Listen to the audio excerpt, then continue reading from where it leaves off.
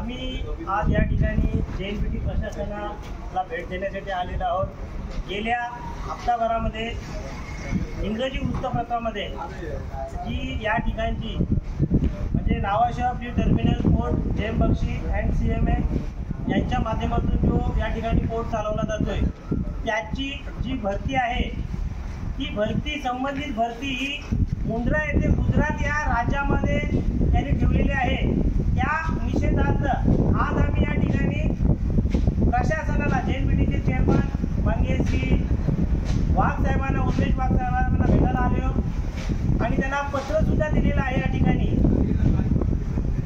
Local भरती या JNPT पोर्टमध्ये म्हणजे NFC पोर्टमध्ये आहे आणि त्याची भरती जर गुजरात राज्यामध्ये करत असतील तर आम्ही कदापि या ठिकाणी खपू देणार नाही।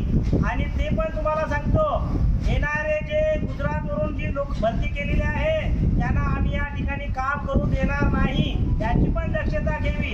या ठिकाणी असणाऱ्या उरण तालुक्यामध्ये प्रकल्पग्रस्त आहेत, त्यानंतर या परिसरामध्ये या महाराष्ट्रामध्ये यांच्या प्रशिक्षणाचा कुठलाही विद्यार्थी यांना मिळाला नाही का किंवा कुठलाही एक्सपिरियन्सवाला नोकरदार या ठिकाणी यांना मिळाला नाही काय?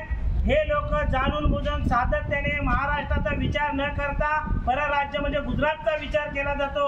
आम्ही पुन्हा एकदा आपल्याला सांगतो, जर अशी परिस्थिती असेल तर आम्ही येत्या 10 दिवसामध्ये संबंधित सर्व पोर्टचा कामकाज बंद करू, याची द्यावी दक्षता घ्यावी। जय हिंद, जय महाराष्ट्र।